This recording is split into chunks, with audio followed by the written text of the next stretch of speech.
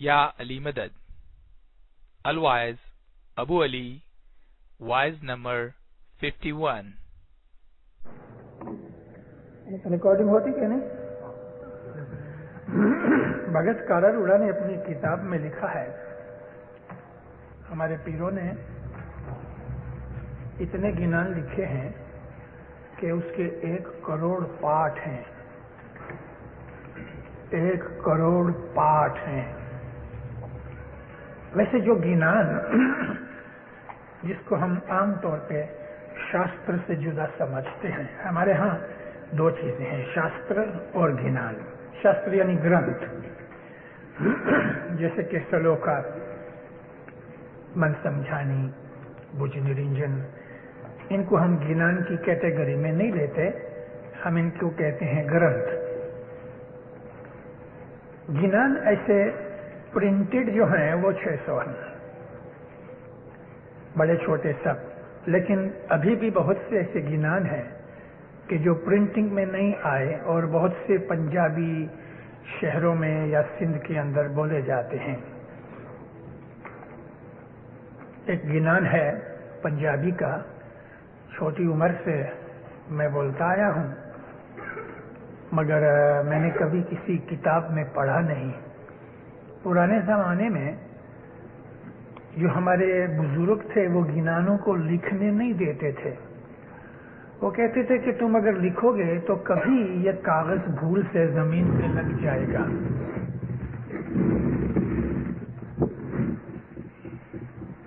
کیوں بھائی اتنا نزدیک کر دیا؟ تو وہ کہتے تھے کہ تم کاغذ پہ لکھو گے تو کبھی نہ کبھی زمین پہ لگ جائے گا تو بے ادبی ہوئے گی۔ کیسے ان لوگوں کے خیال تھے۔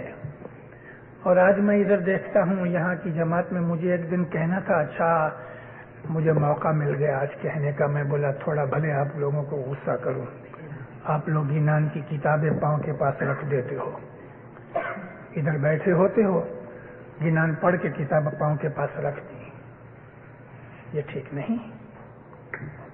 قرآن شریف کو زمین پہ بھی رکھتے نہیں، وہ رحل بناتے ہیں لکڑ کی، اس کے اوپر رکھتے ہیں۔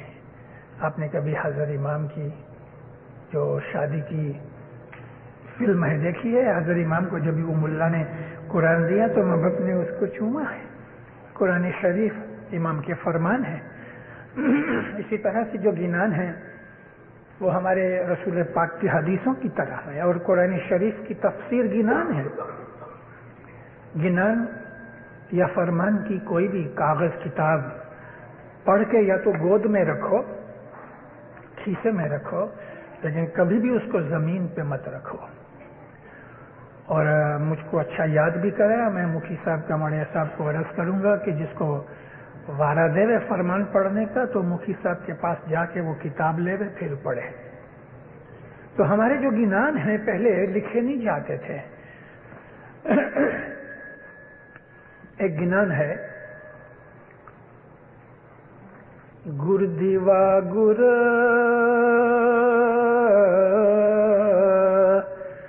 چاندرنا،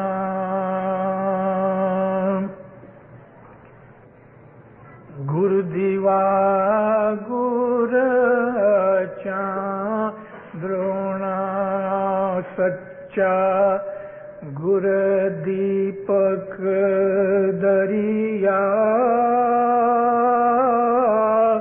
اے گرا بنا تالا مردو نہ کھولے، توڑے بھرے رہن بھنڈار، اجیانا ساری تیرا پنتھ گھنا، ویرا مارا دھرمی ترے جیوڑانا ڈرے شاہ جی۔ یہ گنان ابھی تک کسی پرنٹنگ میں نہیں آیا۔ تو ایسے بہت سے گنان ہیں کہ جو प्रिंटिंग में नहीं आई, मगर प्रिंटिंग में 600 गिनान हैं और हमारे दूसरे ग्रंथ हैं। टोटल 73 चौपड़ियां किताबें हैं, छोटी बड़ी 73। इसके अंदर जो बड़े बड़े शास्त्र हैं, पेशमस की मन समझानी है कि जिसके एक पेज के ऊपर 20 लाइनें हैं, इसको कहते हैं छुगा। तो 500 पेज की ये किताब है, 500 छुगे हैं। तो इसी तरह से फिर सदरुद्दीन माँ बाप की मोमन चितवेनी है, जिसके 630 पाठ हैं। फिर इमाम शाह ने मोटो 10 अवतार लिखा है, तो उसके 1000 से ऊपर पाठ हैं। तो ऐसे हमारी 73 किताबें हैं जो गिनानों और शास्त्रों की हैं। बहुत सी ऐसी किताबें हैं कि जो आप लोगों ने कभी ख्याल में भी नहीं आई होंगी। मिसाल आपको दूं, एक पीर सदरुद्दीन की बनाई हुई छोटी सी किताब है, उसका नाम है सूरत समाचार। किसी को बोलो तो वो समझेगा कि शायद सूरत का कोई डेली पेपर होएगा, जैसे बॉम्बे समाचार, लेकिन ये सूरत समाचार पीर सदरुद्दीन की बनाई हुई 600 बरस पुरानी किताब है। दूसरा क्या है?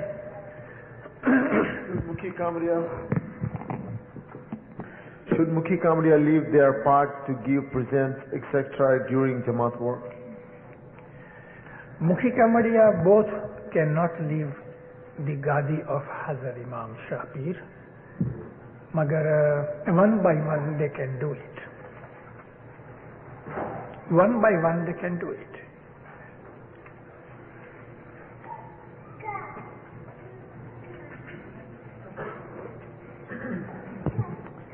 बचपन में सुना था कि खुदा की कसम खाना गुनाह है, तो क्या खुदा की कसम खानी चाहिए कि नहीं? इमाम सुल्तान मोहम्मद शाह सल्लल्लाहु अलैहि फरमाया है कि तुम किसी और की कसम मत खाओ, मगर खुदा की कसम खाओ, क्योंकि खुदा जो है ना वो सुभान पाक है और उसको कोई बुराई या कोई ऐब लग नहीं सकता।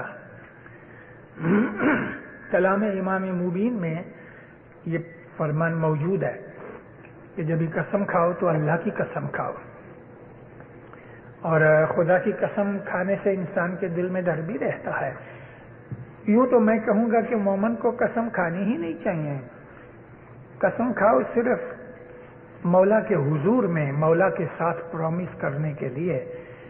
बाकी ये तो अभी मुसलमानों की आदत है, अल्लाह की कसम, रसूल की कसम, कुरान की कसम, फलाने की कसम, ईमान की कसम। मगर उसको बोलो अच्छे तेरे बेटे की कसम खा तो चुप हो जाएगा। कसम नहीं खानी चाहिए, लेकिन फिर भी इमाम सुल्तान ने फरमाया कि अल्लाह की कसम खाओ अगर खानी तो, क्योंकि अल्लाह जो है ना वो हर ऐब से पाक है। उसको बुरा चाहोगे तो उसका बुरा होने वाला नहीं। कभी झूठ भी बोल दोगे तो खुदा को कुछ भी बुरा होने वाला नहीं है।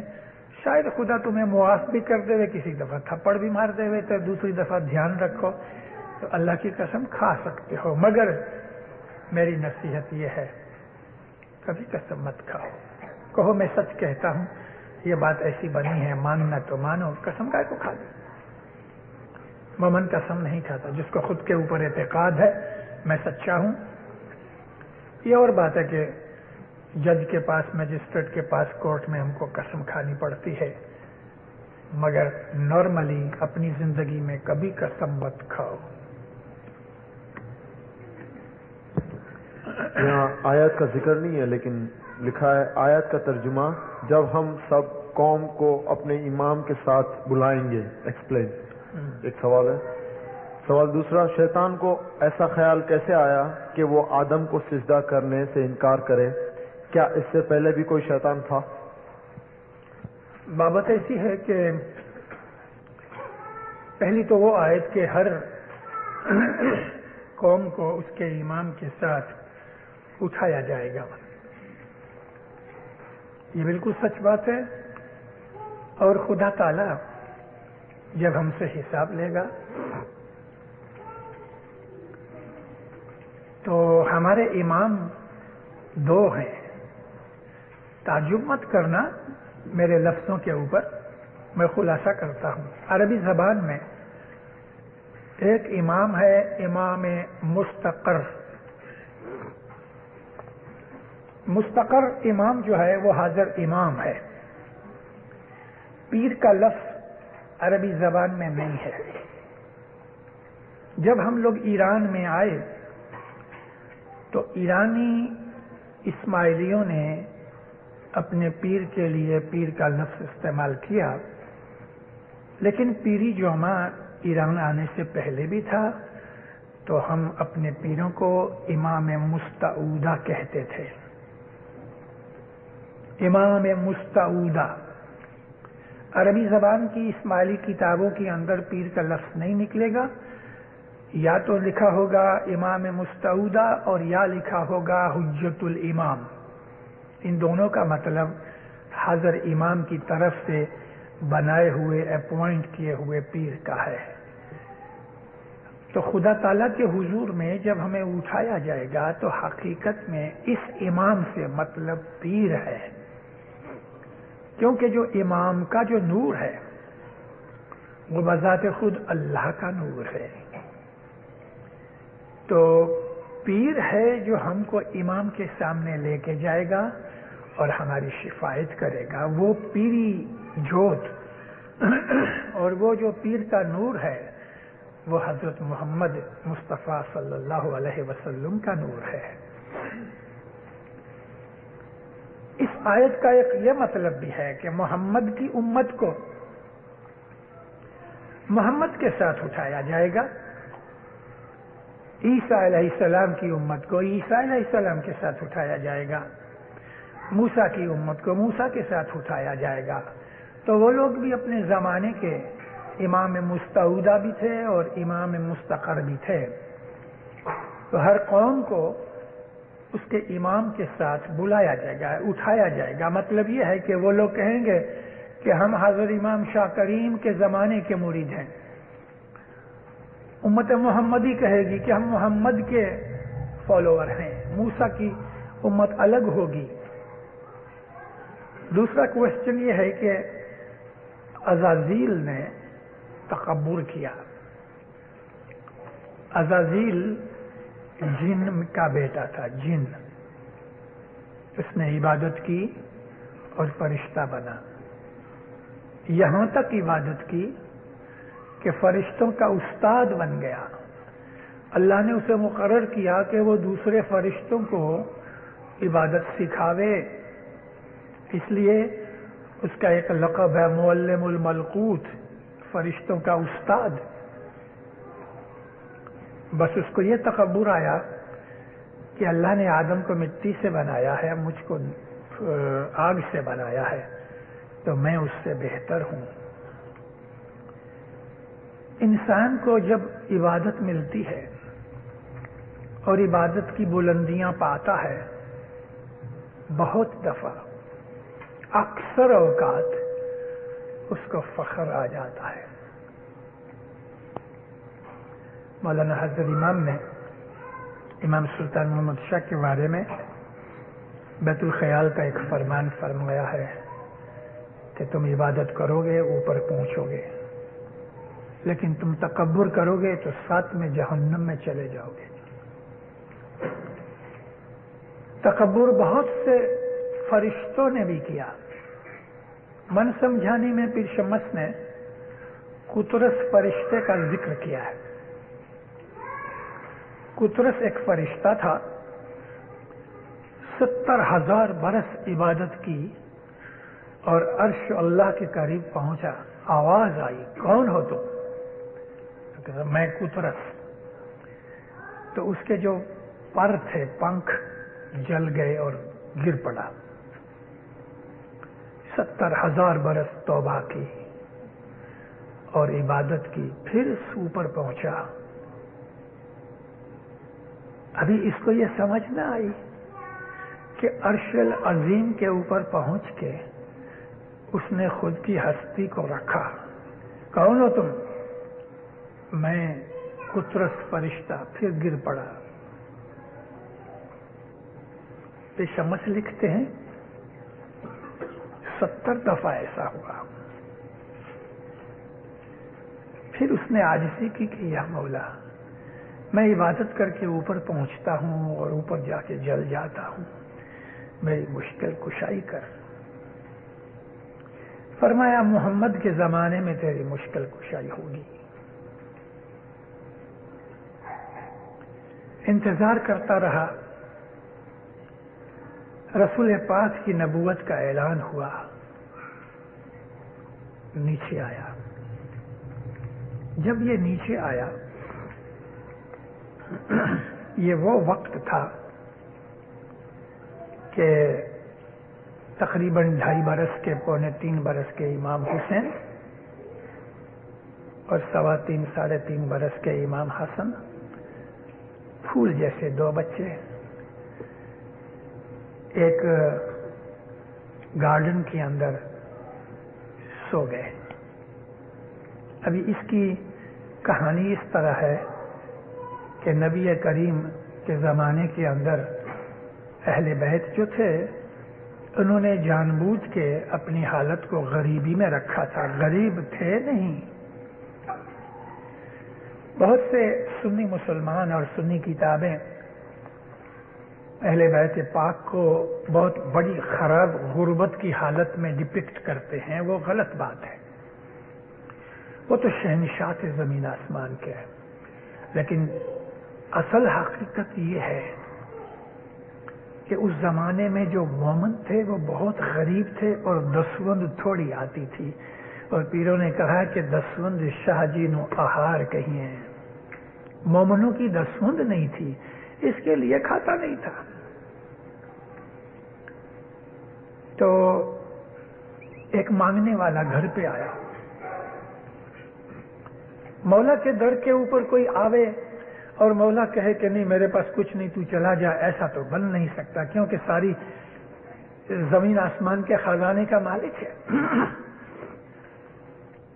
اس نے کہا کہ یا مولا میرے گھر مہمان ہے، عورت میری بیمار ہے، مجھے تھوڑے دینار چاہیے۔ گھر پہ کچھ نہیں تھا، اس کا ہاتھ پکڑ کے لے گئے کہ یہودی کے پاس سے مانگا۔ اس نے کہا یا مولا واپس کب کرو گے؟ فرمایا سورج غروب ہونے سے پہلے میں تجھے دے جاؤں گا۔ وہ آدمی جو سوالی تھا پیسے لے کے چلا گیا، مگر اس یہودی نے گروی مانگی کہ کوئی چیز گروی رکھو۔ حسن حسین ہاتھ میں تھے، کہا یہ میرے 2 بیٹے تیرے پاس گروی رکھتا ہوں۔ بہت خوش ہوا۔ ابھی حسن حسین کو گروی رکھ کے اس سوالی کا سوال پورا کیا مولا نے۔ یہودی نے اپنے مکان کے پیچھے گارڈن تھا، وہاں ان کو کہا کہ جاؤ ادھر، تو یہ ادھر کھیلتے رہے، کچھ پانی وغیرہ پھولوں میں ڈالتے رہے، کھیلتے کھیلتے تھک گئے۔ 2.5-3 برس کی عمر، تو ایسا سوئے تھے، سورج تھوڑا اوپر آیا تو آپ کے منہ مبارک کے اوپر سورج چمکنے لگا، ایک بہت بڑا پھندار سانپ نکلا اور اس نے دونوں شہزادوں کے منہ کے اوپر سایہ کر دیا۔ حضور دونوں سوئے تھے۔ یہ سانپ کون تھا؟ یہ قطرس فرشتہ تھا۔ اس نے جب زمین کے اوپر آیا اور اس نے دیکھا کہ حسنین سوئے ہیں اور سورج کی تپش ان کے منہ مبارک پر پڑتی ہے، تو اس نے سایہ کر دیا۔ سورج غروب ہونے لگا، سارا دن بچوں کو دیکھا نہیں، بی بی فاطمہ اداس ہو گئی۔ شام کو ایک مرید آیا، دسوندی مہمانی کے پیسے دیے، مولا لے کے مٹھی میں۔ یہودی کے پاس جب پہنچے تو اندھیرا ہو گیا تھا۔ یہودی کہتا ہے یا علی آپ کا وعدہ ٹوٹ گیا، سورج غروب ہو گیا۔ مولا جوش میں آئے، انگلی سے اشارہ کیا، یہ سورج رہا، تو گیا ہوا سورج واپس آیا۔ مجھے یہ کتاب پڑھ کے بہت برسوں سے، چھوٹی عمر سے میں نے یہ چیز پڑھی، 4-5 سال ہوئے ہیں۔ ریڈرز ڈائجسٹ کے اندر میں نے ایک فزسسٹ کا ایک آرٹیکل پڑھا، اور اس نے لکھا کہ ایک وقت ایسا ہوا کہ زمین ایسٹ کی طرف جاتے جاتے واپس ویسٹ کی طرف پھر گئی، اور اس نے اپروکسیمیٹ ٹائم دیا ہے، جھٹ سے میں نے حساب کیا تو یہ وہ وقت تھا جب علی مرتضیٰ نے انگلی سے اشارہ کر کے سورج کو واپس بلایا۔ زمین واپس پھری، وہ اس طرح لکھتا ہے کہ ایک بہت بڑا سٹار نزدیک سے نکلا کہ جس کی گریویٹی کے زور سے زمین واپس پھر گئی، مگر وہ گریویٹی کس نے بنائی تھی؟ اس انگلی نے بنا دی۔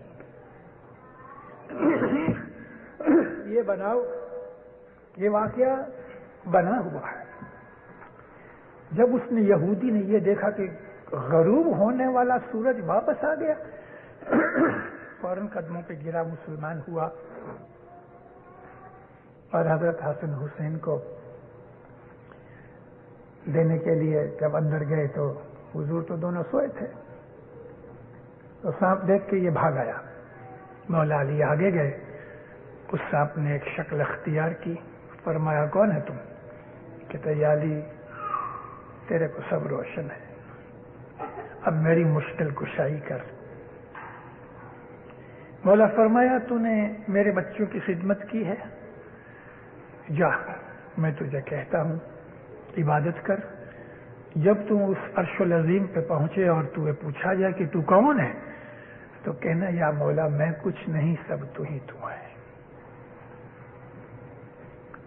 تو میں نے یہ واقعہ اس لیے بیان کیا ہے کہ اللہ کی قدرت امام کے ہاتھ میں ہے۔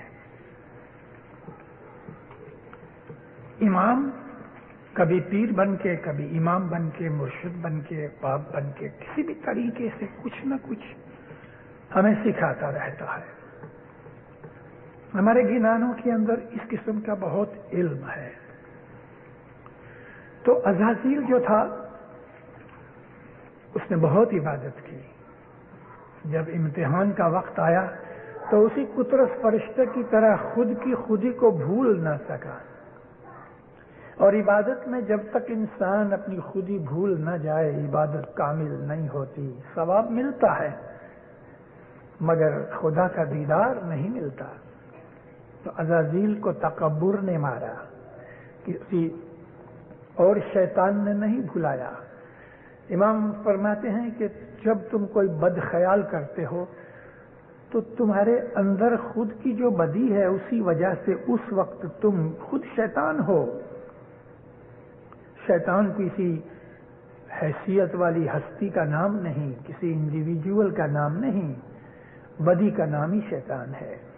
تو عزازیل کو کسی اور نے نہیں سکھایا مگر قدرت نے اس کے اندر جو فطرت وادیت کی تھی کہ وہ آگ سے ہے، تو آگ سے مطلب کیا؟ حسد، غصہ، غرور، یہ سب آگ کی صفتیں ہیں۔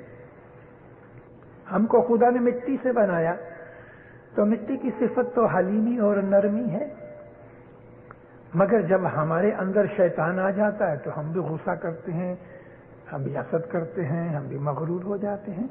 تو خدا تعالیٰ نے ہمارے اندر آگ بھی رکھی ہے، مٹی بھی رکھی ہے، پانی بھی ہے، ہوا بھی ہے، اور خلا بھی ہے جس کو آکاش کہتے ہیں۔ اس کے بعد کیا ہے؟ After Sarsaji, people used to wash their hands so that they can even take their dirt of money their home. Does this system still exist? ہمارے بزرگوں نے یہ سسٹم اس لیے رکھا تاکہ ہم کو یہ خیال رہے کہ یہ جو پیسہ ہے یہ خدائی پیسہ ہے، اس کو ہم نے ہاتھ لگایا ہے۔ پیسہ کھانا تو ایک طرف، اس پیسے کی جو میل ہے نا وہ بھی ہمارے پیٹ میں نہ جائے، یہ ایک چیز رکھی ہے۔ مگر اس کے اندر ایک اور حکمت بھی ہے۔ ایک پیسہ یا ایک سینٹ ہزاروں ہاتھوں میں سے نکل کے آتا ہے۔ اس کے اندر ایسے ہاتھ بھی ہوتے ہیں کہ جن کو کوڑ کی بیماری ہوئے، ایسے ہاتھ بھی ہوتے ہیں جن کو کوئی اور بیماری ہوئے، تو اس کے جرمز ممکن ہے اس کے ساتھ رہے ہوئے، اس کے لیے پیسے صرف کارسازی ہی نہیں، اپنے گھر کے پیسے بھی جو ہے نا ان کو بھی لکھ لو تو بعد میں ہاتھ دھو لو. مگر اس کے اندر حکمت یہ تھی کہ امام کے گھر کا پیسہ تو ٹھیک، مگر اس کی میل بھی پیٹ میں نہیں جانی چاہیے. یہ ادب کی بات تھی. What is the name of surah in fourth part of our dua, Shamsa? کوئی نیا اسکول کی بچی. شمس یعنی ہماری چوتھے پارٹ کے اندر ان اللہ یا ان الذین یبایعونک، یہ جو آیت ہے یہ اس وقت نازل ہوئی کہ جب رسول پاک کے ہاتھ پر مکہ کے باہر درخت کے نیچے بیعت لی گئی، اور اس بیعت کو کہتے ہیں بیعت رضوان. یہ جو بیعت رضوان ہے یہ سورۃ النساء کے اندر ملے گی.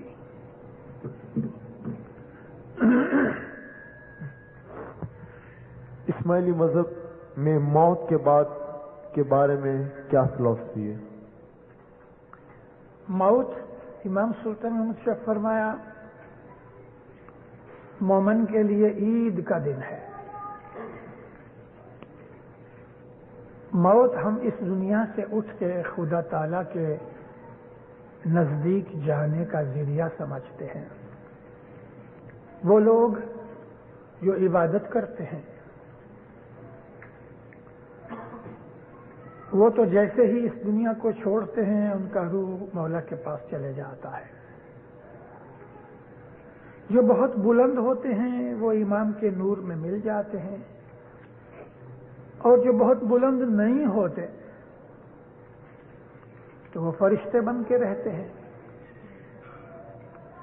بہت کم ایسے حالات ہیں کہ جس کو خدا واپس دنیا کے اندر نئی زندگی دیتا ہے. کہ موت ہمارے لیے قیامت ہے اور حساب کتاب کا دن ہے.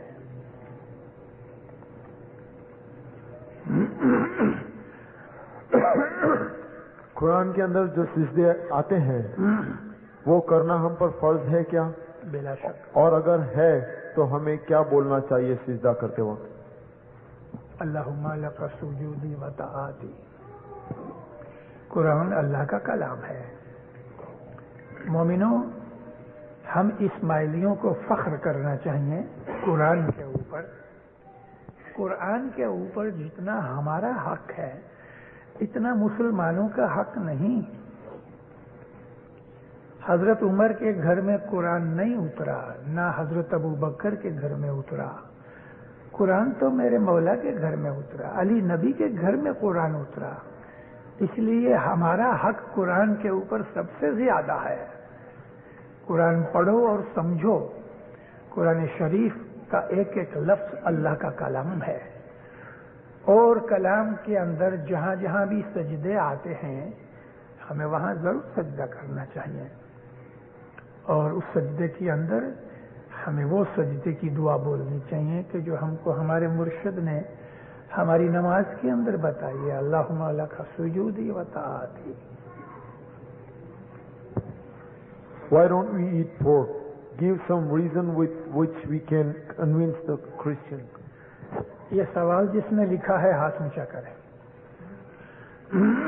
شاباش. میں بیٹا تمہیں یہ پوچھتا ہوں کہ پاکستان کے اندر لیفٹ سائیڈ میں گاڑی چلاتے ہیں، یہاں کیا ریزن ہے کہ رائٹ سائیڈ میں چلاتے ہیں؟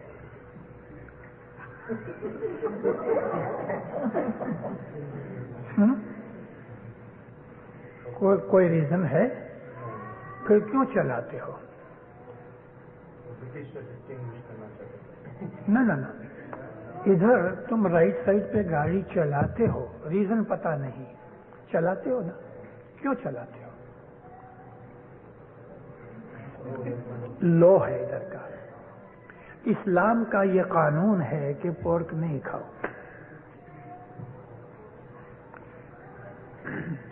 دنیا میں بہت سی ایسی چیزیں ہیں جو بزرگ یا اللہ یا مرشد یا نبی ہمیں فرماتے ہیں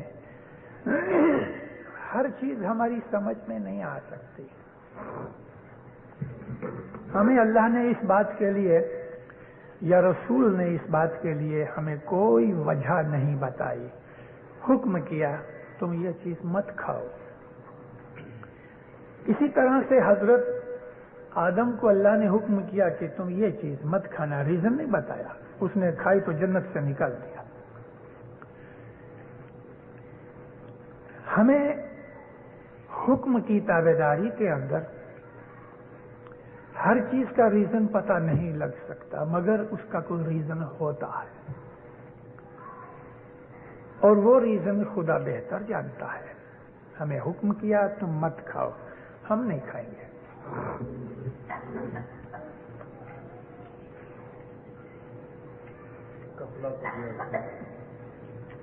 ویسے میں نے ایک کتاب لکھی ہوئی ہے اس کے اوپر، پورک کے اوپر. دیکھیے تمہارے نے کبھی نہیں؟ 10-12 سال نہیں، 15 سال ہوئے.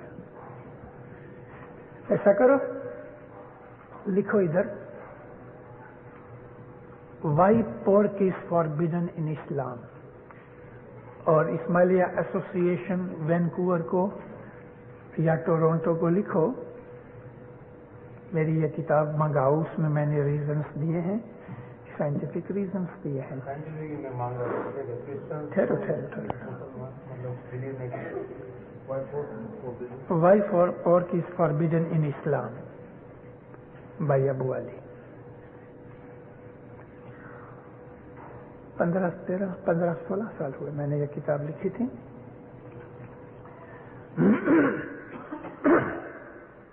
یہ ادھر ایسوسی ایشن کو دینا. 150 کتابیں منگاؤ اور 2 بچوں کو. سائنس کا یہ کہنا ہے کہ سور کی چمڑی کے اندر، گوشت کے اندر ایک ایسا جرم ہے، ایک ایسا بیسیلا ہے کہ اگر اس کو 360 ڈگری کے پانی میں بوائل بھی کیا جائے 1 گھنٹے تک تو بھی وہ مرتا نہیں. پانی بوائل ہوتا ہے 212 ڈگری پہ، 212 فahrenheit کے اوپر پانی بوائل ہو جاتا ہے. لیکن ان کا کہنا یہ ہے کہ 360 ڈگری بھی اگر فahrenheit 2 اور 1 گھنٹے تک پکاؤ تو بھی اس کے اندر بعض ایسے جرمز ہیں جو نہیں مرتے. دوسری ایک چیز یہ ہے کہ اس کا گوشت کھانے سے انسان بے شرم ہو جاتا ہے. اس کی آنکھ میں سے ماں بہن کی شرم نکل جاتی ہے. یورپین کنٹریز جو ہیں، ویسٹرن کنٹریز جہاں یہ گوشت زیادہ کھایا جاتا ہے، وہاں اس قسم کی شہوت پرستی اور ایسی چیزیں بہت زیادہ ہیں. شرم نکل گئی، ادب نکل گیا، اور انسان زیادہ خود غرض بن جاتا ہے. سائنٹسٹوں نے یہ بھی کہا ہے کہ پورک کھانے سے سب سے زیادہ، اگر جو ہمارے بلڈ کے اندر جس کو ہم کولیسٹرول کہتے ہیں، بلڈ فیٹ، تو سب سے زیادہ دنیا کے اندر پورک کھانے سے ہوتی ہے. بٹر کھانے سے، چیز کھانے سے، انڈے کھانے سے، گائے کا گوشت کھانے سے کولیسٹرول ہوتی ہے زیادہ، لیکن پورک کھانے سے کولیسٹرول بہت زیادہ ہوتی ہے. اس کا گوشت کھانے میں بہت سی بیماریاں ہوتی ہیں. ٹی بی کی بیماری یورپ امریکہ میں بہت ہے. آپ کو یہ چیز اگر کہ معلوم کرنی تو WHO کی جو کتاب ہے اس کے اندر پتہ لگے گا. یہاں بہت زیادہ ہے. مگر ٹی بی کی بیماری کا صرف یہی ایک ریزن نہیں ہے، اسموکنگ بھی ہے، اور بھی بہت سے ریزن ہو سکتے ہیں. یہ سب چیزیں جو ہم ریزن ڈھونڈے یا میں نے کہے ہیں، ہو سکتا ہے اللہ کا کوئی اور ہی ریزن ہو جو ہمیں پتہ نہیں. یہ تو ہم نے اپنی عقل سے ڈھونڈے یا ہم نے اس بات کے لیے قیاس کیا، مگر خدا نے ایک چیز کے لیے ہمیں کہہ دیا کہ یہ حرام ہے، وہ چیز حرام ہو گئی. ایک فرمان میں ہے کہ تم عبادت کر سکتے ہو تو بول لو، لیکن ایک دوسرے فرمان میں ہے کہ جو شخص عبادت نہیں کرتا وہ حق کی روزی نہیں کھاتا۔ اس کی وضاحت کیجیے۔ عبادت کا صرف یہی مطلب نہیں کہ بیت الخیال کی بندگی، دعا پڑھنا عبادت ہے، جماعت خانے میں آنا عبادت ہے، تسبیحاں نکالنا عبادت ہے، دستور دینا عبادت ہے، نیک عمل کرنا عبادت ہے، اور حق کے ساتھ اپنی روزی کمانا عبادت ہے۔ تو جو آدمی عبادت نہیں کرتا، دعا نہیں پڑھتا، جماعت خانے نہیں آتا، خدا کو یاد نہیں کرتا، سچ مچ وہ حق کی روزی نہیں کھاتا۔ لیکن بیت الخیال کی جو عبادت ہے وہ بھی عبادت ایسی ہے کہ جو سب لوگ نہیں کر سکتے، اس کے لیے امام فرمایا کہ اگر نہیں ہو سکتی تو مت لو، جو کم تکلیف والی عبادت ہے وہ کرو، جیسے کہ 3 وقت کی دعا پڑھنا عبادت ہے۔ جو آدمی 3 وقت کی دعا نہیں پڑھتا، جو دستور نہیں دیتا، جماعت خانے نہیں آتا، مولا کو یاد نہیں کرتا، تو سچ مچ وہ حق کی روزی نہیں کھاتا۔ جماعت خانے آنا بعض جگہ حالت کے اندر نہیں بن سکتا، مگر دعا پڑھنا تو ہر حالت میں ہو سکتا ہے۔ بیمار آدمی پلنگ کے اوپر پڑا ہے تو بھی لیٹے لیٹے دعا پڑھ سکتا ہے۔ اور تمام عبادتوں کی جو بنیاد ہے تو وہ 3 وقت کی دعا ہے۔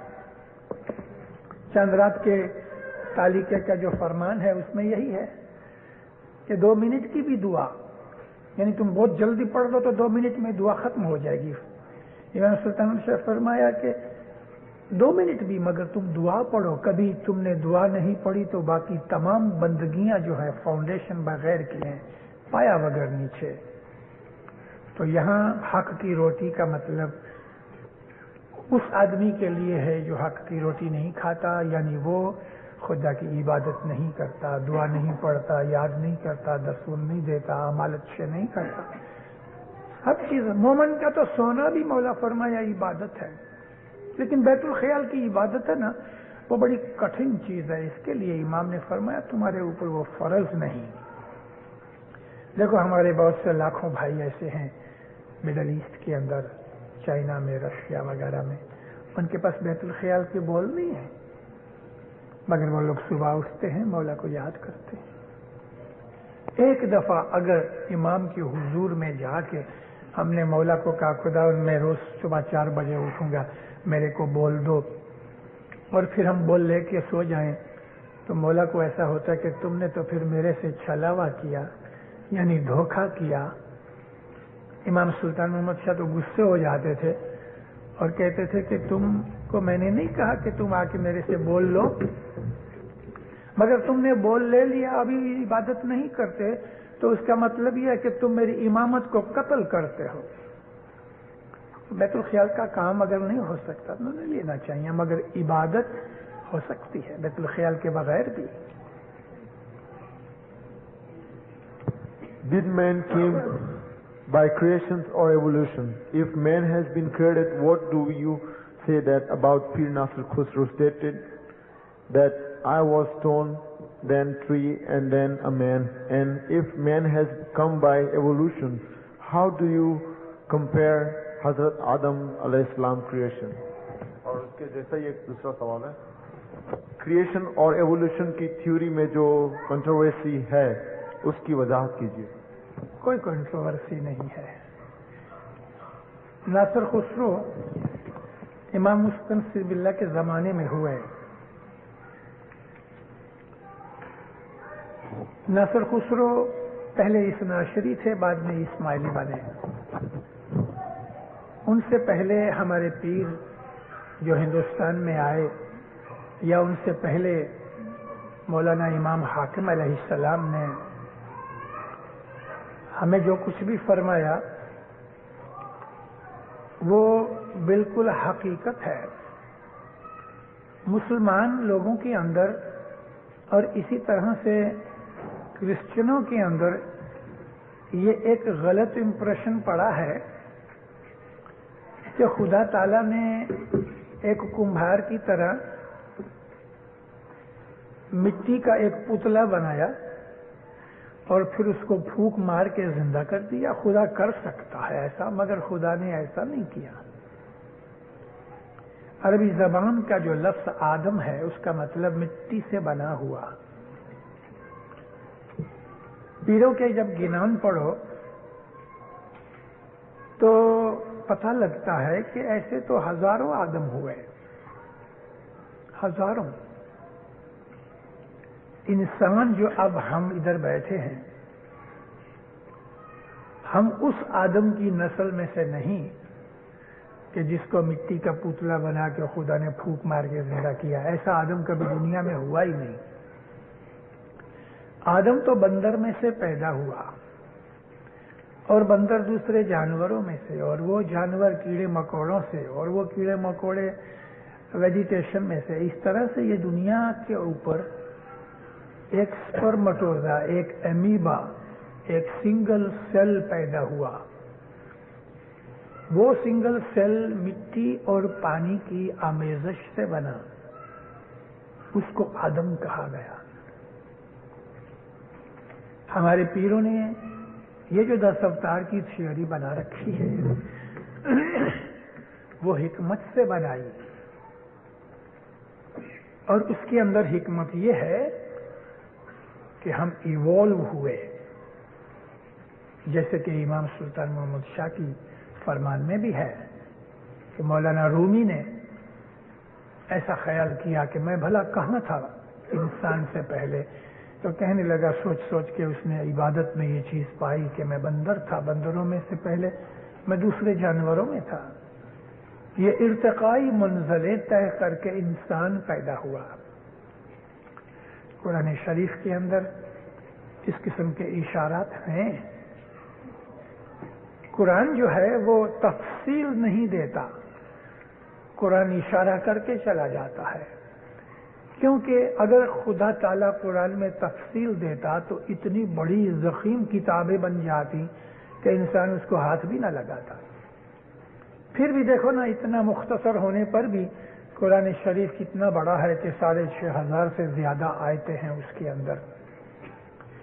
تو اللہ تعالیٰ نے اس بات کے لیے اشارہ کیا ہے سورۃ النوح کے اندر کہ ہم نے انسان کو طبقہ در طبقہ پیدا کیا.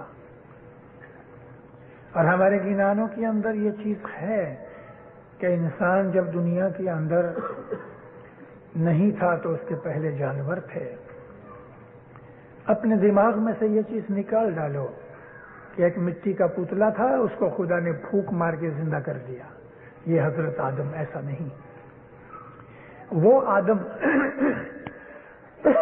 جس کو ہم نبی آدم کہتے ہیں، وہ آدم ابو البشر نہیں تھے. ابو البشر جو تھے یعنی سب سے پہلا جو آدم تھا وہ کوئی اور تھا. اس قسم کے مولا علی فرماتے ہیں کہ 30,000 آدم ہوئے، اور پیر حسن کبیردین نے تو لکھا ہے کہ 8 لاکھ آدم ہوئے. 8 لاکھ آدم ہوئے. تو یہ خیال کہ آدم مٹی سے پھونک مار کے خدا نے بنایا وہ غلط ہے. جب ہم چھاٹا ڈالتے ہیں تب بعض لوگ 2 انگلی سے ڈالتے ہیں، کوئی 1 انگلی سے ڈالتے ہیں. ہمیں یہ بتائیے کہ چھانٹا کس طرح ڈالنا چاہیے؟ چھانٹے کے اندر کم از کم 3 انگلیاں ہونی چاہیے.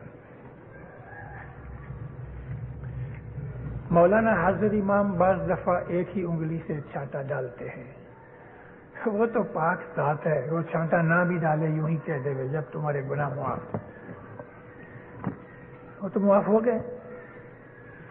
لیکن ہم کو سکھایا گیا پیر صدر دین کے زمانے سے کم از کم 3 انگلیاں چھانٹا دینے والے مکھی کمڑیا یا دوسرے عملدار جو ہیں ان کو 3 انگلیاں ڈالنی چاہیے اور 3 دفعہ چھانٹا دینا چاہیے.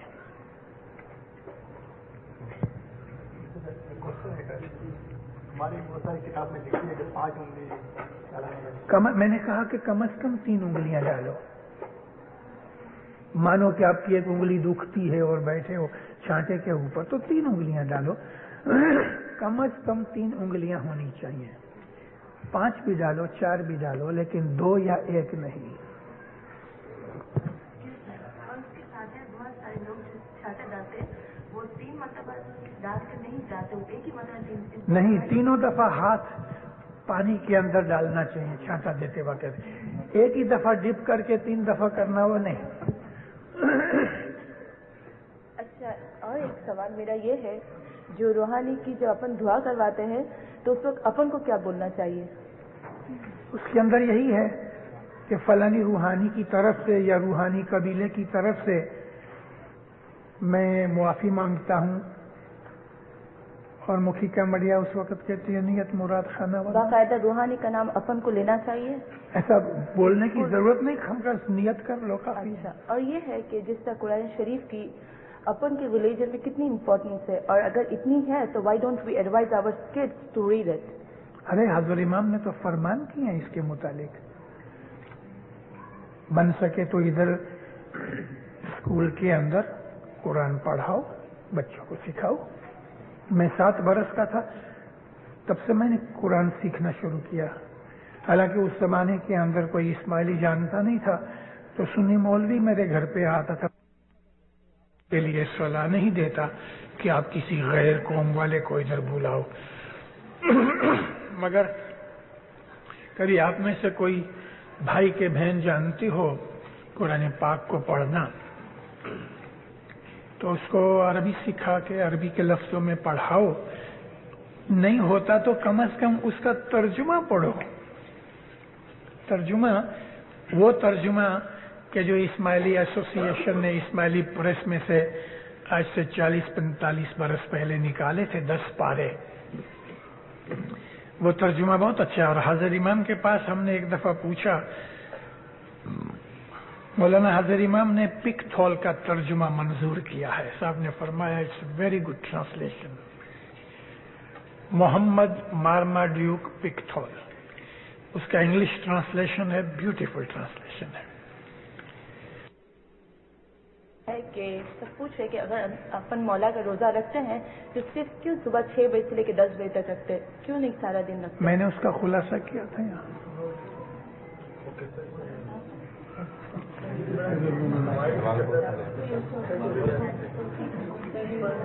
अच्छा, और सब पूछ अभी देखो बेटा, मेरी बात सुनो। इधर आदमी कुछ 100 से ऊपर बैठे हैं जी, हर आदमी को 2 सवाल पूछने की इजाजत है। लेकिन ना औरों को भी, उन लोग मुझे कह रहे हैं कि मैं पूछूं, अगर आपको इतराज ना हो तो।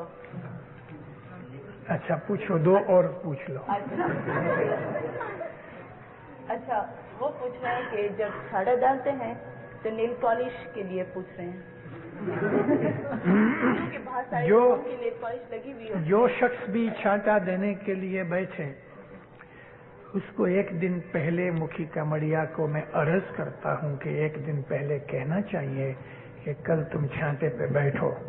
लेकिन खुद कभी वो मुखी कामड़िया मुखियानी कामड़ियानी हैं तो उनके नाखून जो हैं वो साफ होने चाहिए, मर्द के भी औरत के भी, दोनों के नाखून साफ होने चाहिए। एक जगह मैं छांटा लेने के लिए गया तो एक बुजुर्ग शख्स बैठे थे, ऐसा हाथ पड़ा था, मैंने देखा कि उसके नाखून काले हो गए मैल से।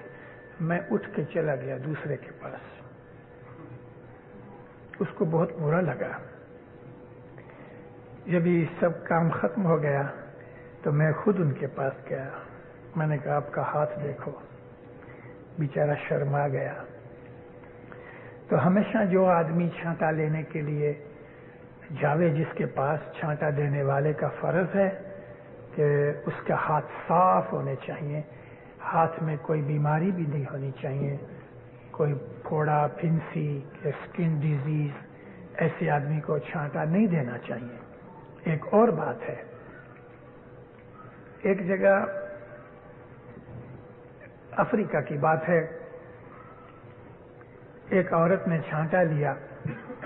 अभी वो बेचारी 5-6 घंटे पहले हेयर सैलून में जाके 100-150 शिलिंग दे के आई और बाल वगैरह बनाए थे। पेंट वगैरह करके मेकअप करके आई थी।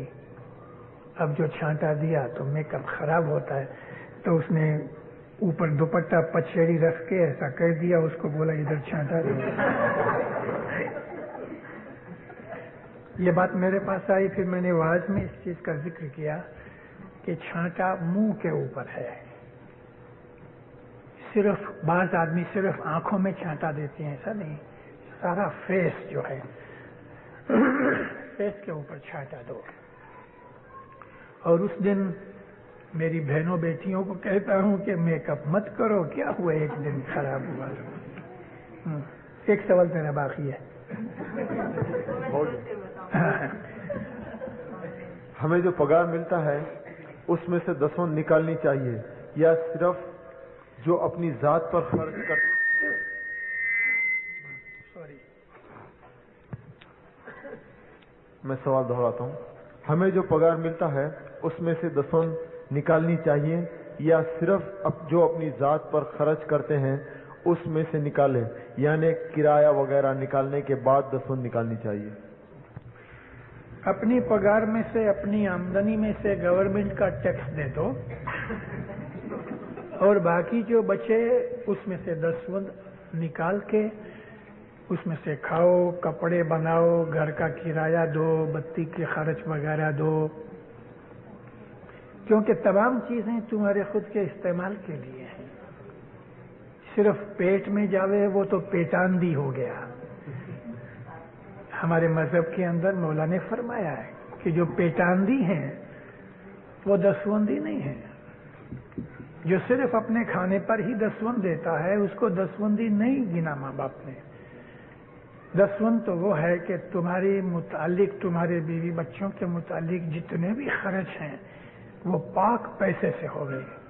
और वो तभी पाक होता है कि जब सारी कमाई में से, तमाम कमाई में से सिर्फ पगार की नहीं और भी कुछ कमाई हो सके, तो मिसाल इंटरेस्ट आता है या हमें कोई वारसा मिल गया या हमने कोई लॉटरी ले ली, उसमें से भी 10वां बराबर अता करो। ये कोई वॉलंटियर साहब है। हाँ।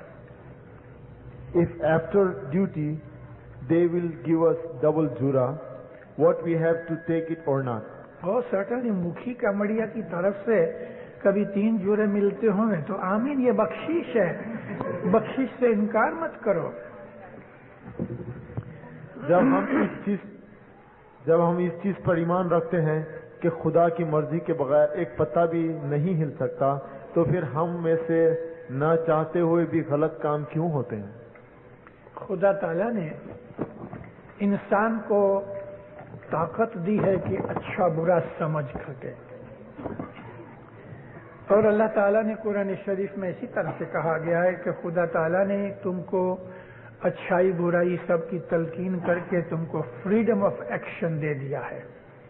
इसलिए तुम खुद अपने अमाल के मुख्तार हो। खुदा की मर्जी के बगैर पत्ता भी नहीं हिलता, और खुदा की ये मर्जी है कि तुमको वो उसने खुद मुख्तारी जो दे रखी है उसमें बदी और नेकी दोनों की तालीम भी दी है। और खुदा ने कहा अच्छा देखूं मैं तुम क्या करते हो। तो तुम्हारे अमाल के अंदर खुदा दखल नहीं देता, मगर उस वक्त दखल देगा जब उसके पास जजमेंट का काम आएगा। How to sit in ibadat with concentrations and different stages of ibadat. ये बैतुल ख्याल की चीज है, मैंने अपनी बैतुल ख्याल की आवाज में कह दी थी। કારસાદી ના પૈસા તો મેલ ધોઈ નાખાય છે, તો પછી જમાતખાનાની રજ મેલ શા માટે ઘરે લઈ જવાય છે, યા નાના બચ્ચાઓના મોઢા પર તથા માથા પર લગાડવામાં આવે છે? आजिज़ी और ह्यूमिलिएशन जाहिर करने के लिए इसमें कोई बुराई नहीं है। वो कारसाजी की जो मेल की बात है मैंने उसका खुलासा कर दिया है।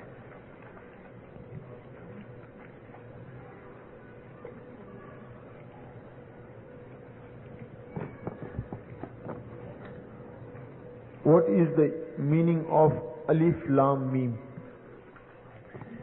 कुरान शरीफ के अंदर मक़तात हैं, ان لفظوں کو الف لام میم یا تو ہا اس قسم کے جو حروف ہیں ان کو عربی زبان کے اندر مقطعات کہتے ہیں. اس کا علم صرف امام کے پاس ہے. دنیا کا کوئی بھی انسان یہ دعویٰ نہیں کر سکتا کہ یہ علم ہم جانتے ہیں. یہ علم لدنی ہے. آپ نے کہا کہ قرآن پڑھو تو کون سا قرآن پڑھو؟ قرآن میں تو بہت سی چینجز ہے. کوئی سچا قرآن کو نام تو دکھاؤ. پتہ نہیں کیا ہے جس نے یہ لکھا ہے اس کو پتہ نہیں. قرآن شریف تو سچا ہے. جو قرآن بازار میں ملتا ہے ساری دنیا کے اندر وہ ایک ہی قرآن ہے. اتنا ضرور ہوا ہے کہ یہ قرآن کے اندر جس طریقے سے آیتیں نازل ہوئیں، یعنی مثال دیتا ہوں کہ جو سب سے پہلی 5 آیتیں نبی کے اوپر نازل ہوئیں وہ سورۃ العلق میں ہیں، اور پہلی سورہ ہم دیکھتے ہیں تو الحمد سے شروع ہوتی ہے. قرآن شریف کے اندر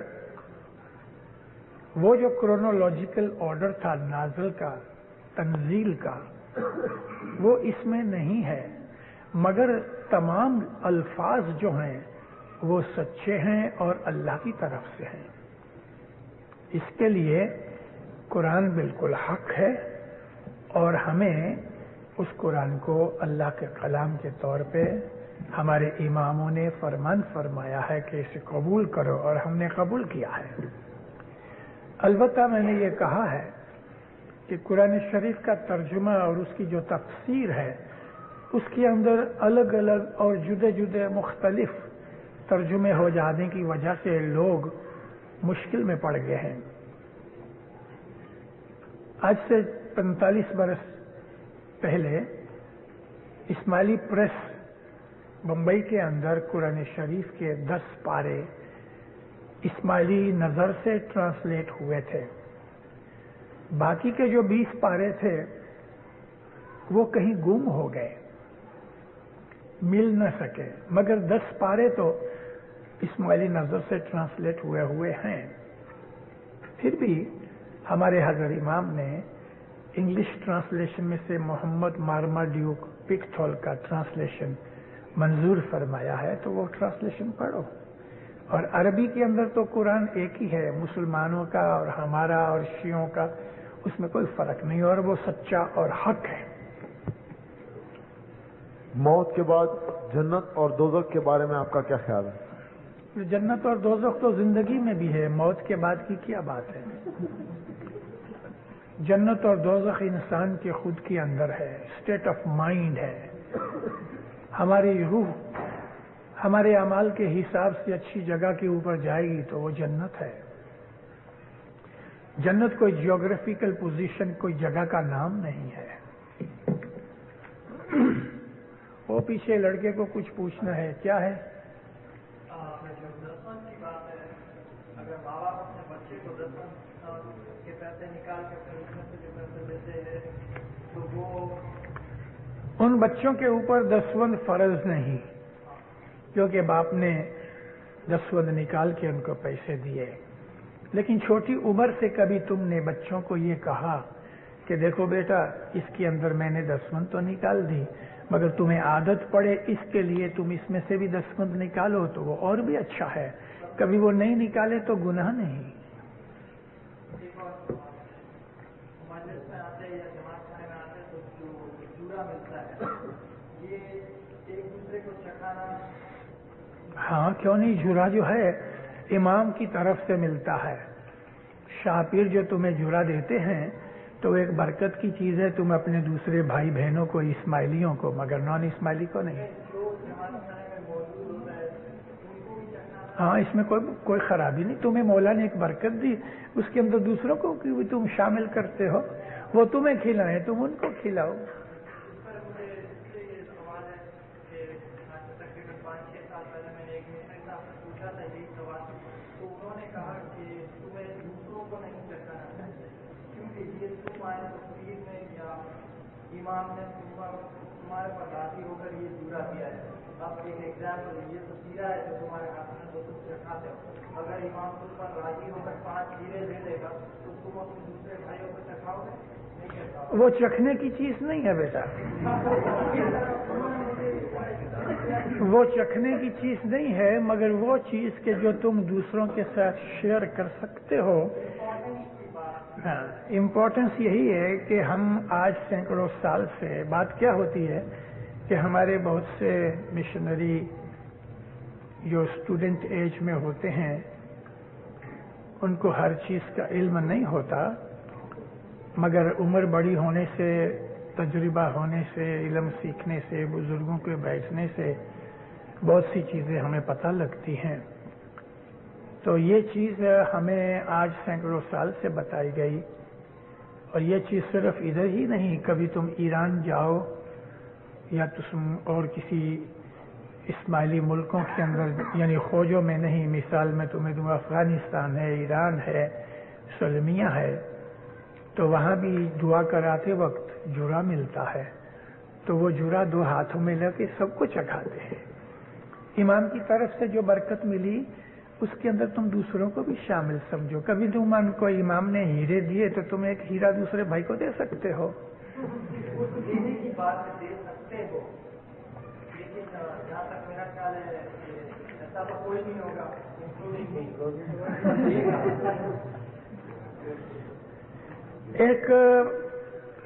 एक आदमी को इमाम सुल्तान मोहम्मद शाह ने एक दफा सोने की मोहर दी, सोने की मोहर। हालांकि उस जमाने के अंदर सोने मोहर की कीमत 9 साढ़े 9 रुपए ही थे। जब वो बाहर निकला तो एक इस्माइली भाई गरीब उसके पास आके बहुत रोया और कहने लगा कि मैं सख्त तकलीफ में हूं, मेरी मदद करो। ये सोना मोहर उसने उसको दे दी। जूरा जो है वो और चीज है, और इमाम कभी कोई दूसरी हमें चीजें देता है, वो और चीज है। जूरा पता है क्या है? हाजिर इमाम खाता होवे और अपने खाने में से कोई चीज तुम्हें दे देवे तो वो जूरा है, लेकिन मौला खीसे में हाथ डाल के हीरा निकाल के तुम्हें देवे तो वो जूरा नहीं है। इस तरह तो मेरे पास ऐसी बहुत सी चीजें हैं इमाम सुल्तान मोहम्मद शाह की, हजरत इमाम की। जूरे का मतलब इमाम खाता है, अपने खाने से पहले नहीं, खाते खाते या खाने के बाद तुमको वो चीज दे दे, उसको जूरा कहते हैं। तो जूरा तुम दूसरों को जरूर चखाओ। मैंने कहा 2 सवाल करे, बहुत से हैं।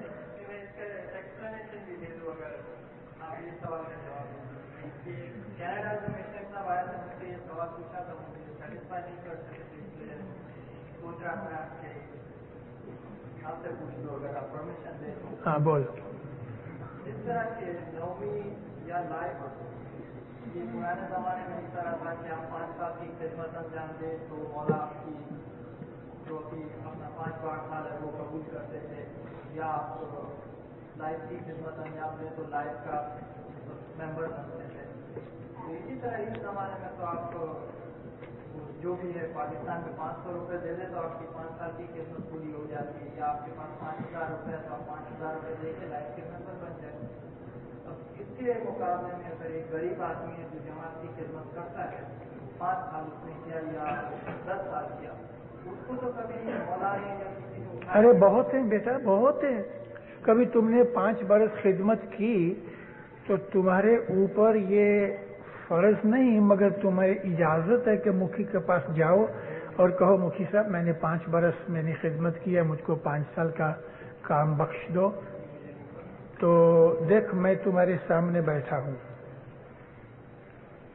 मौलाना हजरत इमाम के साथ मुआवजा के अंदर मौला गाड़ी से निकले तो मेरे कंधे पे हाथ रख दिया, तो मैं हाथ बांधे हुए साथ चलने लगा। मौला चलने लगे, मैं चलने लगा, क्योंकि हाथ पड़ा था। मेरे से बातें करते रहे। बातें करते करते सीढ़ियां चढ़ने लगे। अभी जो सीढ़ी थी ना वो जरा तंग थी और मैं इमाम के 7 कदम तो नहीं रख सकता, 1 कदम पीछे रहूं। तो सीढ़ी के करीब आके इमाम ने अपना हाथ छोड़ दिया, मगर बातें जारी रखी। और मैं इसी तरह से हाथ बांधे पीछे पीछे मौला को जवाब देता गया। ऊपर पहुंचे मौला तो अंदर लाइफ की मेहमानी थी, लाइफ डेडिकेशन की। मैं लाइफ में नहीं था। तो मौला तो बातें करते करते दरवाजा ऐसा लगाया, धक्का लगाया, दरवाजा खुला, मौला अंदर चले गए और मुखी जो साथ पीछे थे उसने दरवाजा बंद कर दिया। मैं बाहर खड़ा रह गया। सरकार जाके बैठे, ये हजरत इमाम की 1958 की बात करता हूं। मौला जब भी बैठ गए तो हमारे मिशनरी जाफर अली सूफी थे, उसको बोला मेरी दुआ सीस दो। ऐसा मौला देखने लगे, वेर इज अबू अली? तो अब्दुल्ला शमगान जी हमारे एग्जीक्यूटिव काउंसिल के प्रेसिडेंट थे, तो उसने साहब को कहा कि खुदा he is not in life, call him in. आया आदमी बुलाने के लिए कि मौला तुझे अंदर बुलाते हैं। मैं जाके बैठा तो मौला मेरी तरफ देख के हंसने लगे और फरमाया मैं तुम्हें बख्शिश देता हूं। मैंने मौला के हुजूर में सर झुकाया, शुक्राना अदा किया। मैंने कहा खुदा मेरी वाइफ जो है वो भी इसमें नहीं है, मगर आधे पैसे दूंगा, 100 शिलिंग मेरी तनख्वाह में से काट देना। साहब हंस पड़े, बोले अच्छा कबूल किया। मैंने 1 पैसा नहीं दिया लाइफ का। हजरत इमाम का ये फरमान है, अभी मैं इसमें बोल रहा हूं और ये रिकॉर्ड हो रहा है कि ऐसे बहुत से लोग हैं जिन्होंने 5 साल की कोई जमात की खिदमत की है और पगार नहीं ली, तो वो मुखी कामड़िया को आके कहें तो मुखी कामड़िया के ऊपर फर्ज है कि उसकी रिकमेंडेशन करके भेज दो, मौला उसको 5 साल की बख्शिश देता है। अरे बाजों को तो लाइफ की बख्शिशें मिली हैं, ऐसा कोई लाजिम नहीं है कि पैसे ही देने चाहिए। लेकिन तुम्हारे पास पैसे हैं और तुम मुफ्त सेवा करके पैसे नहीं देने चाहते तो भी तुमको मुफ्त काम मिल सकता है, मगर खिदमत के बाद। Nothing wrong. जूइश लड़की से शादी करना अगर मना है तो क्यों? यहाँ शिकागो में नया गिनान बोलना क्यों मना है? क्यों मना किया गया है? कुरान शरीफ के हिसाब से ज्यू जो हैं वो अहले किताब हैं, क्रिश्चियन भी अहले किताब हैं। उनके साथ शादी करने के लिए हमको मना नहीं, मगर काफर के साथ शादी करने की मना है। जैसे कोई कम्युनिस्ट है, वो काफर है, खुदा को नहीं मानते। और ऐसे भी आदमी के जो कम्युनिस्ट नहीं हैं मगर खुदा को नहीं मानते, तो उनके साथ शादी करने के लिए अल्लाह ने मना किया है। हम इस्माइली मजहब वाले तरीकती और हकीकती हैं। हम जब भी गैरों के साथ शादी करते हैं तो बहुत सी तकलीफें खड़ी हो जाती हैं, और वो तकलीफों में एक तकलीफ तो ये है कि जब हम किसी गैर कौम में शादी करते हैं तो अगर उसको इस्माइली बना भी डाला तो भी अपने मजहब को समझना उसके लिए इजी नहीं। 700 बरस से खोजे पी सदर दिन के बनाए हुए और 800-900 बरस के पंजाबी इस्माइली पेशमस के बनाए हुए आज तक अपने मजहब को 800-900 बरस में अच्छी तरह नहीं समझ सके, तो एक क्रिश्चियन या ज्यू या एक हिंदू ऐसे इस्माइली मजहब में आके वो इस्माइली मजहब को नहीं समझ सके, मगर शादी करनी ही है। पहले उसको इस्माइली बना डालो। हम मना नहीं करते, हम सिर्फ फिल्टर करना चाहते हैं। उसको पहले इस्माइली बनाओ, 6 महीने 12 महीने तक वो इस्माइली बना रहे या बनी रहे, उसके अंदर उसको इस्माइली मजहब की, इस्लाम की खसूसन तालीम दो। अगर वो मुसलमान नहीं तो पहले उसको इस्लाम सिखाओ, پھر لگے کہ نبی یہ اسماعیلی مذہب کے اوپر اس کا اعتقاد آ گیا ہے، پھر اس کے ساتھ شادی کرو۔ مگر یوں ہی پسند آ گئی اور اسماعیلی اس کو نہیں بنایا، اور شادی کر کے بعد میں سوچا کہ چلو اسماعیلی بناؤ، تو مولانا حاضر امام اس چیز کے خلاف ہے۔ میں خود ایک معاملے کے اندر کسی ایک کی عرض لے کے گیا تھا اپنی ایک ملاقات کے دوران میں، تو حاضر امام نے مجھ کو ذرا زوردار الفاظ میں کہا، I don't like this marriages of convenience. یعنی کنوینئنس میریجز کیا ہے؟ پسند آ گئے، ہم نے شادی کر لی، یا گرین کارڈ چاہیے اور شادی کر لی۔ یہ کنوینئنس کی جو میرج ہے مذہب کو خراب کرتی ہے، مولا کو بالکل پسند نہیں۔ اب ہوتا کیا کہ اگر اسماعیلی نہیں بنا، اس کے بچوں کو بہت تکلیف ہوتی ہے۔ اس آدمی کے بچے کے جس کی عورت، یا اس عورت کے بچے کے جس کا خامد اسماعیلی مذہب میں نہیں، ان کی اولاد کو بہت تکلیف ہوتی ہے ایمان پیدا کرنے میں۔ کوئی ایسا ہو 100 میں سے 2 4 5 کہ جو اچھے مومن بن سکیں۔ اولاد کی خاطر اس کام کے اندر بہت سوچ سمجھ کے قدم اٹھاؤ۔ غیر قوم کے ساتھ شادی کرنا برا نہیں ہے، لیکن پھر اس کے اندر ہم اگر لڑکا ہے اور وہ غیر قوم کی لڑکی سے شادی کرتا ہے تو اس کا یہ مطلب ہے کہ اس نے اپنی قوم کی لڑکیوں کو برا سمجھا، اور غیر قوم کی لڑکی کو اس نے اپنی قوم کی لڑکیوں سے بہتر سمجھا، جس کے اندر ہو سکتا ہے کہ اس کی بہنیں بھی ہوں۔ تو ہم اپنی قوم کی لڑکیوں کو ہلکا سمجھ کے غیر قوم کے اندر جائیں، یا اپنی قوم کے لڑکوں کو ہلکا اور خراب سمجھ کے غیروں کے ساتھ شادیاں کریں؟ شرم کی بات۔ لیکن پھر بھی مذہب کے حساب سے ہمارے مولا نے منع نہیں کیا۔ کبھی سچ مچ شادی کرنی ہے اور محبت ہو گئی تو اس کو کہو پہلے اسماعیلی بنو، کم از کم 6 سے 12 مہینے اسماعیلی بننے کے بعد پھر شادی کرو تو کہہ سکتے ہو کہ میں نے اسماعیلی سے شادی کی ہے۔ اور غیر قوم کو ہم اپنے مذہب میں لیتے ہیں، اور کبھی ہم نے غیر قوم کو اپنے مذہب میں لے لیا تو ان کے ساتھ ہم ہی شادیاں کریں گے، پھر کوئی دوسرے نہیں کریں گے۔ ہم ان کے ساتھ شادیاں نہیں کریں گے تو کون کرے گا؟ مگر اس کو پہلے اسماعیلی بناؤ، اور یہ نہیں ہے کہ شادی کر کے پھر تم عرضیاں کرو کہ مجھ کو اس کو اسماعیلی بنانا۔ ایسا مت کرو، اسماعیلی بناؤ، 6 سے 12 مہینے اس کو اپنے مذہب کی تعلیم دینے کے بعد پھر اس کو اسماعیلی بناؤ، یعنی اس کے ساتھ شادی کرو۔ قرآن میں الف کے اوپر نقطہ کیوں ہے، یا اس کی کیا معنی ہے؟ الف کے اوپر نقطہ؟ جی، قرآن میں الف کے اوپر نقطہ۔ الف کے اوپر نقطہ کبھی نہیں ہوتا۔ یہ سوال ہے۔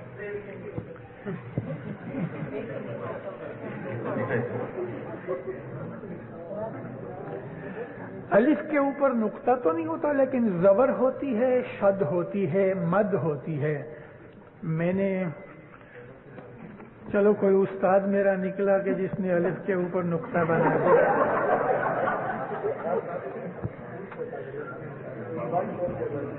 Why there is chana and mitha chawal in Satima ka Roja Majlis? Why not other juras? If there is a farman, then do you know the reason behind it?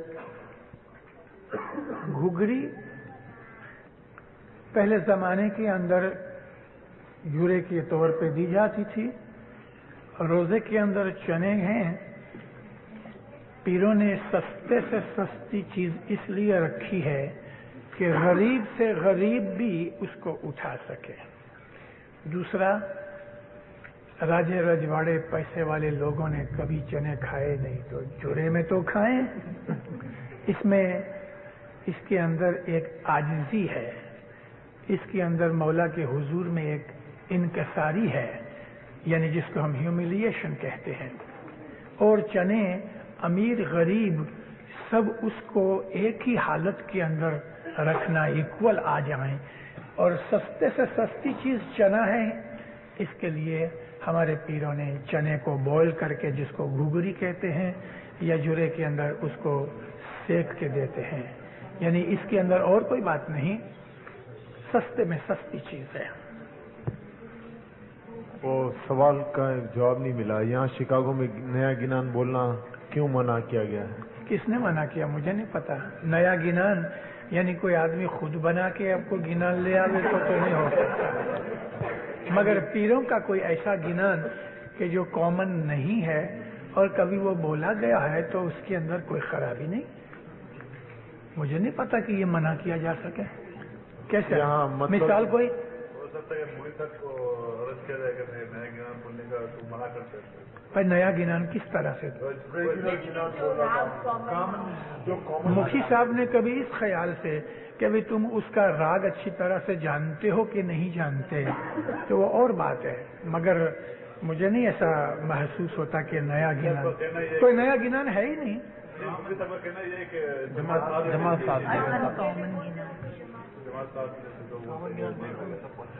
तो बच्चों को सिखा के फिर जमात में बोलो ताकि तो कोई बोल सके। अभी मैंने इधर एक पाठ बोला, वो पाठ तुम में से सुना किसी ने ऐसा गिनान? गुर दीवा गुर चांदना, ऐसे ऐसे बहुत से गिनान है। उसके अंदर कोई ऐसा कोई लाजिम नहीं है कि सारी जमात उसमें साथ देवे ही देवे, लेकिन कभी हम नए गिनान, नए का मेरा मतलब वो गिनान कि जो हम कॉमनली नहीं पढ़ते, कभी हम वो जमात में नहीं पढ़ेंगे तो फिर जमात को पता भी कैसे लगेगा कि और भी ऐसे बहुत से गिनान हैं। मैंने एक दफा शम्स का एक गिनान पढ़ा, गुर आप नड़ेला पगे लाग मनावो, गुर आप नड़ेला पगे लाग मनावो, कल संधि अड़ेला कुछ लेखा लिखावो, ए लेखा लेख धनिएला मत पढ़ो लेखु लेखे, शाह मरो आपे भन्न घड़ेला, शाह मरो या पोई वेखे। लंबा गिनान है। तो ऐसे बहुत से गिनान हैं जो आम जमात में कभी नहीं सुने, तो कभी कभी जमात को ऐसे गिनान भी सुनाने चाहिए।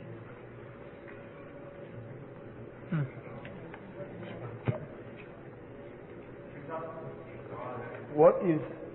हाँ बोलो।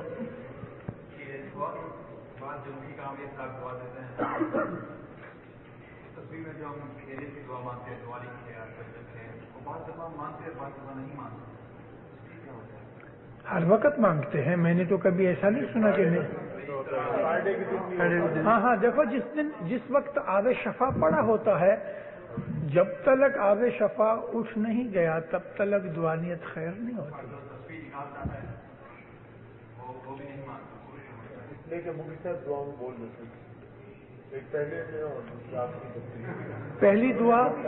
पहली दुआ के बाद दुआनियत खैर होती है।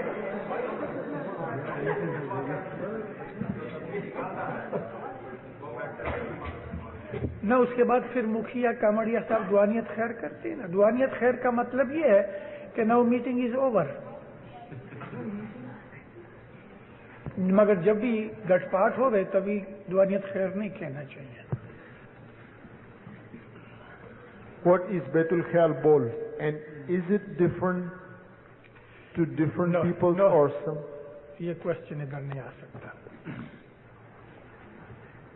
दसवंत और ज़कात में क्या फर्क है, खुलासा करें। दसवंत उश्र है और ज़कात ज़कात है। उश्र 10% है और ज़कात 2.5% है। یہ دونوں چیزیں عشر اور زکوٰۃ مل کے ہم 10 جس کو ہم 8واں حصہ کہتے ہیں 12.5%.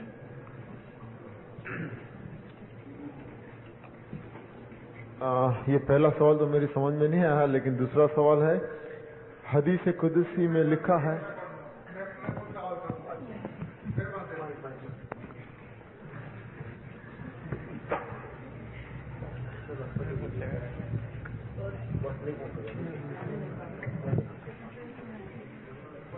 ایسا ہی بولو. سوال 3 ہے. نورانی فیملی کے ممبر حج پر جاتے ہیں کہ نہیں؟ مولا کے حکم سے جاتے ہیں. ہر زمانے کے امام کی فیملی میں سے کوئی ایک شخص حج پہ جاتے ہیں اور وہ نیت کرتے ہیں ساری دنیا کے اسماعیلیوں کی طرف سے حج کرتے ہیں. دوسرا سوال جو میں نے آپ کو پرسنلی پوچھا تھا وہ ہے تاکہ ینگ جنریشن کو بھی پتا چلے. حدیث قدسی میں لکھا ہے کہ اے محمد اگر تو نہ ہوتا تو مجھے دنیا پیدا کرنے کی ضرورت نہ تھی، اور اگر علی نہ ہوتا تو تجھے بھی بھیجنے کی ضرورت نہیں تھی. تو یہ سوال تو آتا ہے 1400 برس کے بعد جب اسلام جب شروع ہوا تب. اس سے پہلے دنیا میں کئی برسوں سے اسلام پیدا آپ بولتی ہیں 1400 برس ہوئے؟ نہیں میرے بھائی، جب سے دنیا نہیں بنی تب سے اسلام تھا. فرشتوں نہیں سمجھنے کہ 1400 سال سے ہے اسلام. نہ خود قرآن شریف کا فرمان یہ ہے کہ ہر نبی مسلمان تھا، ہر نبی کا مذہب اسلام تھا. یہ تو اسلام جو ابھی محمد کو ملا وہ تو اسلام کا آخری حصہ تھا.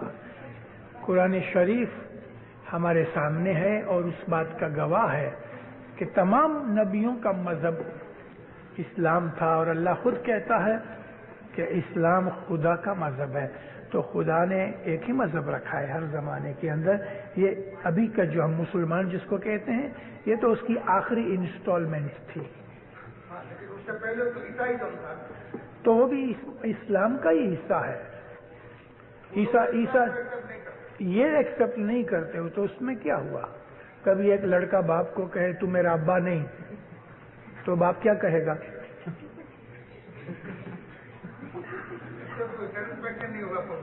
نہیں، کرسچن لوگ دیکھو، کرسچن جو ہیں انہوں نے محمد کو قبول نہ کیا، لیکن وہ جو موسیٰ والے ہیں وہ عیسیٰ کو قبول نہیں کرتے.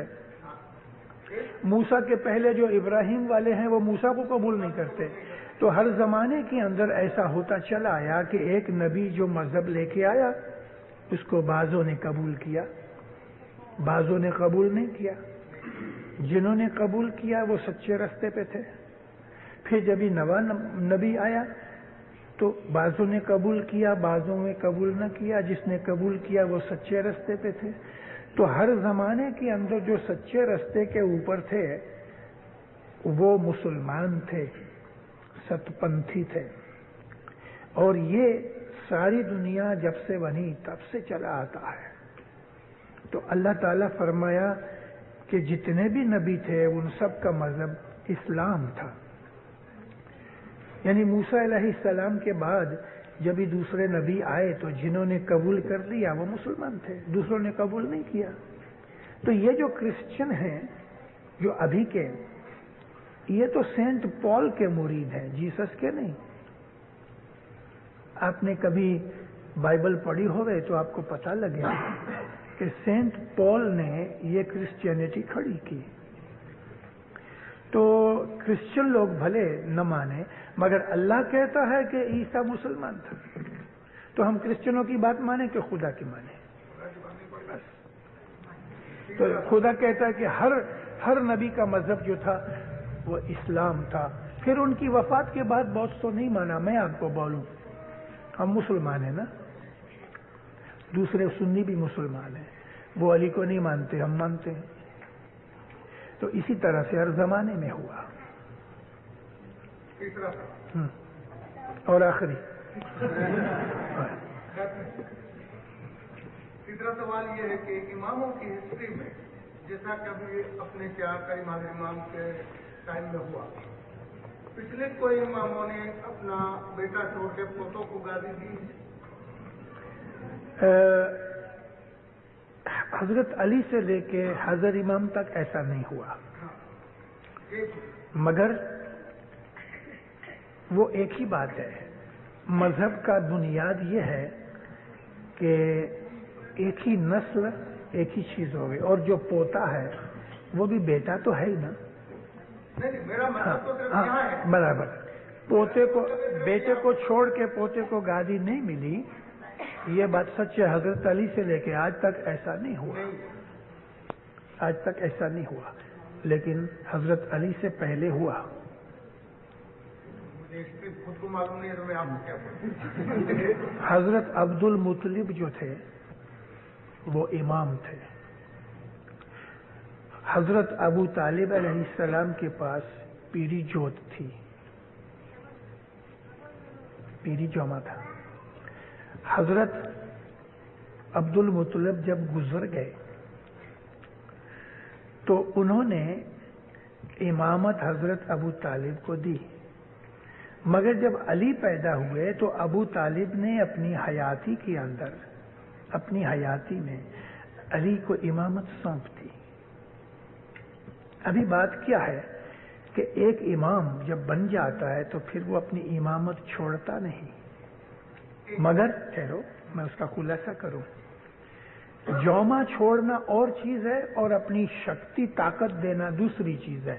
जैसे कि इमाम सुल्तान मोहम्मद शाह ने प्रिंस अली खान को बहुत दफा भेजा और तालिके के साथ भेजा, यानी तालिका उनके हाथ में नहीं दिया, जमात को टेलीग्राम कर दिया, मेरा शहजादा आता है, वो मेरी तरफ से तुम्हारे सब काम करेगा। प्रिंस अली खान ने बैतुल ख्याल के बोल भी दिए हैं, प्रिंस अली खान ने बैयत भी की है। तो उस वक्त गादी के ऊपर जो प्रिंस अली खान थे वो इमाम सुल्तान मोहम्मद शाह थे। एक चीज और, आपने अपनी वाइफ में कई दफा कहा है कि इमामत जो है नबी साहब के बाद हजरत अली से शुरू होती है। सच बात है, मगर इमामत का नूर तो उसके पहले भी था, जिसको हम पात्र कहते हैं, हम उसका नाम इमाम नहीं रखते। उसका नूर, हजरत इमाम का जो नूर है वो जब से दुनिया बनी तब से चला आया है। इमामत का जो नाम है वो अली से चला, मगर अली से पहले इमामत का नूर तो था ना। और उसी नूर को हमारे पीर सदरुद्दीन ने पात्र के नाम से कहा, सितोत्र पात्र और 49 इमाम। तो ये सितोत्र पात्रों के अंदर ऐसे बहुत से नाम हैं जिनके अंदर नबूवत और इमामत साथ है, जैसे कि हजरत इब्राहिम। यानी इमामत का नूर अली से चला तो फिर हमारे मजहब का पाया हिल जाता है।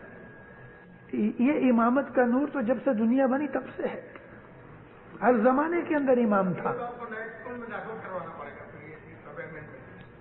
भाई मैंने अपनी वाजों में कहा है और हमारे पीर सदरुद्दीन ने कहा, पीरों ने कहा है, खुद इमाम सुल्तान मोहम्मद शाह के फरमानों में है, हजरत नबी की हदीसों में है कि हर नबी के अंदर मेरा नूर था। नबी ने कहा कि खुदा ताला ने सबसे पहले मेरा नूर बनाया, फिर मेरे नूर से सारी खलकत बनाई। हजरत इब्राहिम के अंदर मोहम्मदी नूर था, मूसा के अंदर नूर मोहम्मदी था। तो इसी तरह से जो इमाम है, हजरत अली के एक हिस्ट्री की एक लाइन लगा के हमने बाउंड्री बनाई, इसके बाद की चीज को हमने ले लिया, क्योंकि उसके पीछे की चीज जाएंगे वो इतनी बड़ी है कि हमारे दिमाग में नहीं आएगी। तो सिर्फ आलिमों के लिए वो चीज छोड़ दी गई। अभी भी देखो ना, हजरत इमाम को हमने पकड़ दिया, इमाम सुल्तान मोहम्मद शाह की शक्ल भी हम बहुत से भूल गए और नाम भी भूल गए। दुआ के अंदर आता है तो ठीक है, या अली शाह माँ बाप तक, या हसन अली शाह माँ बाप तक, बाकी के सभी इमामों को तो हम भूल गए। तो हर जमाने के अंदर आलिम लोग होते हैं कि जो पुरानी हिस्ट्री के ऊपर मास्टरी करते हैं। आम लोग जो होते हैं उनको हाजिर चीज ही उनके सामने रखी जाती है। इमामत का नूर अली से पहले भी दुनिया के अंदर था, कभी जाहिर था, कभी बातुन में था। جیسے کہ عبد المطلب کے اندر ظاہر میں تھا، ابو طالب کے اندر باطن میں تھا، مگر نور امامت ابو طالب میں بھی تھا، عبد المطلب میں بھی تھا، حضرت ہاشم میں بھی تھا، عبد المناف میں بھی تھا، سب میں تھا. ان کو ہم پاتر کہتے ہیں. ناد علی کا مطلب کیا ہے؟ استغفر اللہ ربی واتو بولے کا کیا مطلب ہے؟ ناد علی کہتے ہیں علی کو پکارو.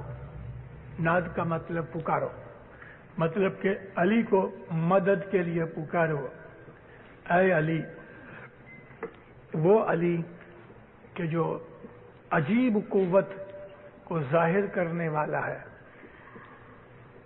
اور وہ علی کہ جو ہر ایک قسم کی تکلیف و مصیبتوں کو دور کرنے والا ہے. پھر اس کے اندر کہتے ہیں اے علی، اپنی طاقت سے، اپنی رحمت سے میری تو مدد کر. ناد علین مظہر العجائب تجدعو اون لکا فی النوائب کل ہمن وغمن سینجلی بولایتک یا علی و یا علی و یا علی. یہ ہے ناد علی. اس کا مطلب یہی ہے کہ پکار کرو علی کی جو اپنی قدرت سے عجیب طاقتیں ظاہر کرتا ہے، جو عجائب کا مظہر ہے، جو ہر ایک قسم کی مصیبتوں کو دفع کرنے والا ہے. اے علی، اپنی رحمت سے، اپنے لطف و کرم سے میرے تمام غم اور میری تمام مصیبتیں دور کر دے یا علی. یہ ہے ناد علی. استغفر اللہ. استغفر اللہ ربی واتوب علیہ. اے اللہ، مجھے معاف کر دے. فل سٹاپ. دوسرا فقرہ ہے اے میرے پالنے والے، میں تیرے پاس توبہ کرتا ہوں. تو یہ دو چیزیں ہیں، استغفر اللہ ربی واتوب علیہ. What should we say when ہاں، What should we say when we take chanta? توبو توبو تقصیردار بندو سرتا پا گنہگار جو تھا اس کو ہم نے مخفف کر دیا. توبو توبو بندو گنہگار گت بخشے شاہ پیر بخشے. تو چاٹا دینے والے فرماتے ہیں شاہ پیر بخشے. 3 دفعہ کہہ کے پھر چاٹا دیا جاتا ہے. کیا بات ہے تمہاری؟ ایک جنان کا پارٹ ہے، 5ویں سن 25 16 8 12 14 تو یہ 84 پیروں کو الگ الگ 35 25 کا ڈویژن. ہاں، 4 یگ جو تھے ان کے اندر پہلے یگ کے اندر 35 لاکھ